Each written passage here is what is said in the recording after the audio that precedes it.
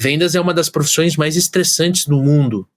Que nem eu comentei no começo do episódio, é pressão do gerente, do chefe, do diretor, é pressão do cliente por desconto, é pressão do mercado, é pressão porque você está vendo teus colegas venderem e você está atrás, é pressão do teu companheiro, da tua companheira, para vocês viajarem para aquele lugar nas férias. Cara, é pressão, né? De tudo isso. Quando você olha para os estoicos, para quem estuda o estoicismo, você vê pessoas que são conhecidas pela racionalidade, são pessoas conhecidas pelo controle emocional, né? E aí eu queria te perguntar, olhando para a carreira de vendas, como o estoicismo pode me ajudar a ser menos ansioso? É bom perceber que, apesar da nossa geração atual muitas vezes condenar algumas emoções, a gente tem que perceber que toda emoção tem uma função a desempenhar na nossa vida. Inclusive a ansiedade, inclusive o medo, inclusive o estresse. Por exemplo, se não fosse a ansiedade, nossos antepassados na savana africana teriam morrido por um leão. Porque foi essa ansiedade que fez ele correr e fugir daquele leão e se manter vivo e passar os genes adiante. O grande problema, então, não é a ansiedade, não é o medo, não é o estresse, mas é o desbalanço, o descompasso, a falta de moderação na ansiedade. Quando a ansiedade te paralisa tanto que tu não consegue mais agir, certo? E os antigos estoicos tinham uma prática que é muito aclamada hoje em dia, principalmente no exterior, que é a prática do diário estoico, que é uma ferramenta de autoconhecimento importantíssima. Então, quando tu está ansioso, uma ferramenta, uma tática, uma estratégia importante é tu entender o que está te causando a ansiedade. A ansiedade está muito conectada com o medo, muitas vezes.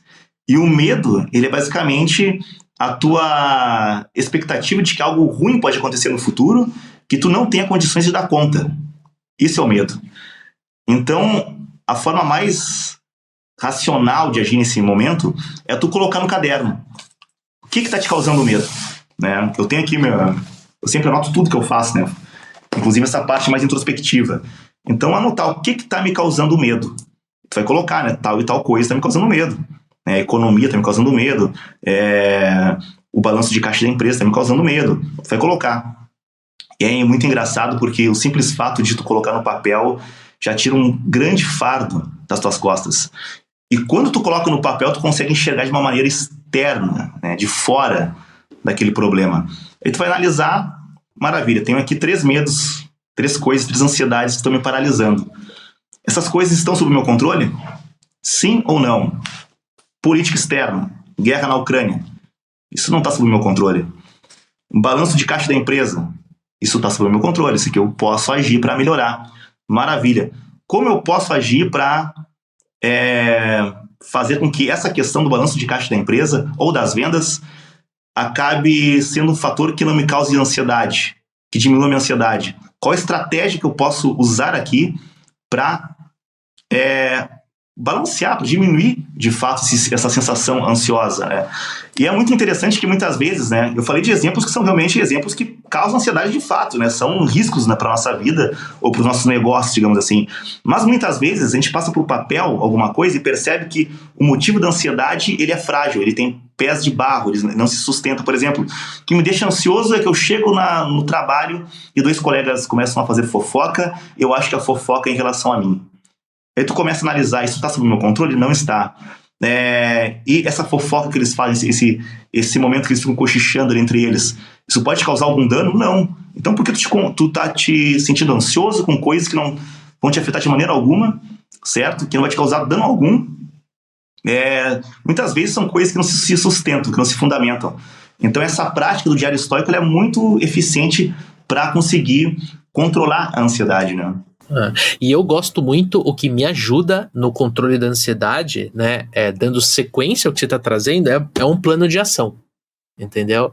Então, por exemplo, os colegas estão cochichando, então, é de mim? Sim, não está no meu controle, eu vou ignorar e vou focar naquilo que eu tenho controle, naquilo que eu posso fazer, naquilo que eu posso agir, né? E aí eu tenho que olhar para os meus indicadores. Como é que estão as minhas vendas? Estão boas, ruins ou médias, né? Tá, então médias. Beleza. Esse resultado que eu tô no dia de hoje, eu entrego a minha meta? Não. Opa, então eu tenho que revisar.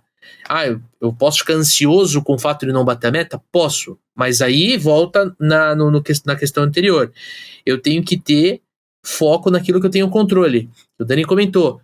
quantas ligações eu vou fazer hoje? Cara, eu não saio desta empresa sem fazer 30 ligações.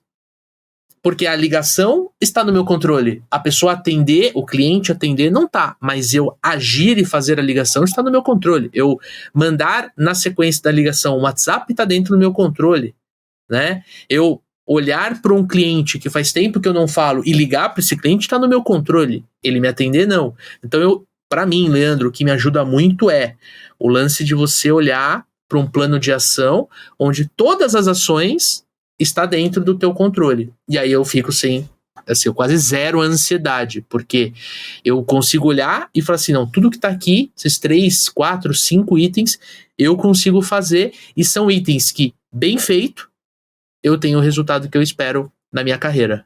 Né, Dani?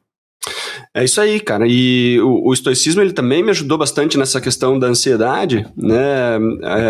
Com a questão da predição dos males, né? O preditatum malorum lá, né? Tá bem ligado à questão de amor fati, que a gente falou rapidinho no começo do episódio, né, que é você entender que as coisas elas vão acontecer, as coisas que estão fora do seu controle vão acontecer, vai ter coisa que é ruim que vai acontecer, né, e tá fora do nosso controle. E essa questão da predição dos males, né, você entender, né, e fazer uma meditação sobre alguma coisa que pode ser ruim para você, por exemplo, puxa, e se eu perco o meu maior cliente, né? Vamos colocar um ponto bem doloroso, né? Trabalho com gestão de carteira. E se eu perder o meu maior cliente? Posso estar ansioso, o cara está comprando cada vez menos de mim, o cara não está me atendendo. E se eu perder o meu maior cliente? Né? Ai, não, Daniel, isso daí é muito pessimismo. Você não pode pensar num negócio desse.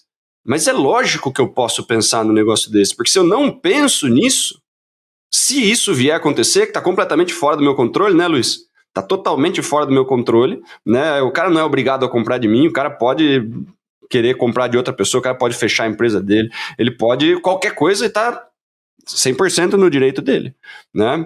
Não, Daniel, isso é pessimismo. Não é pessimismo, né? Se eu entendo, se eu perco esse cliente, o que eu faço? Primeiro de tudo, eu estou pensando que isso pode acontecer. Se isso é uma coisa que está fora do meu controle, eu estou observando um fato, estou me antecipando a um fato que pode acontecer, né? Se eu já pensei sobre isso, né, assim como o estoicismo fala muito sobre a morte, né, Luiz? Eu tenho que pensar que eu sou mortal, um dia eu vou embora daqui, né? E os meus entes queridos também, né? E aí quando isso acontece, né, eu estou mais preparado para isso. Então se eu perder o meu grande cliente, eu vou estar mais preparado se eu já pensei sobre isso.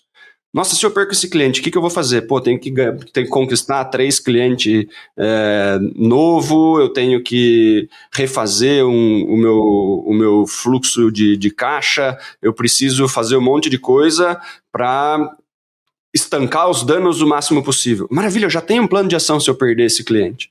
Se eu vir a perder, eu não estou completamente do zero, desesperado, meu Deus do céu, o mundo acabou, que é o que a gente vê muitas vezes os vendedores reagindo dessa forma. Por quê? Porque nunca pensaram que pode perder um cliente, né?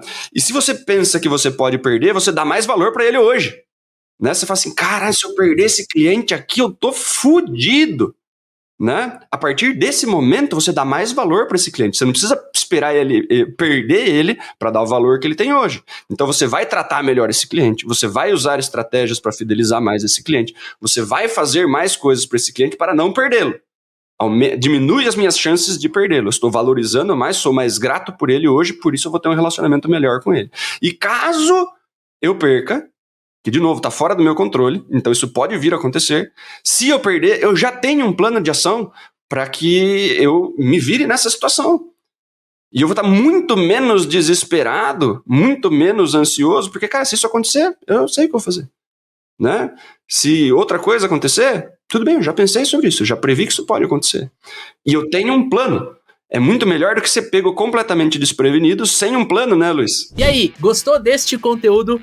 Então eu quero te fazer 3 convites. Primeiro, para você ouvir o programa completo lá no Spotify. Segundo, para você conhecer o programa de aceleração de supervendedores, o nosso treinamento de vendas, onde eu e Daniel Mestre vamos te ensinar como aplicar o método supervendedores no seu negócio.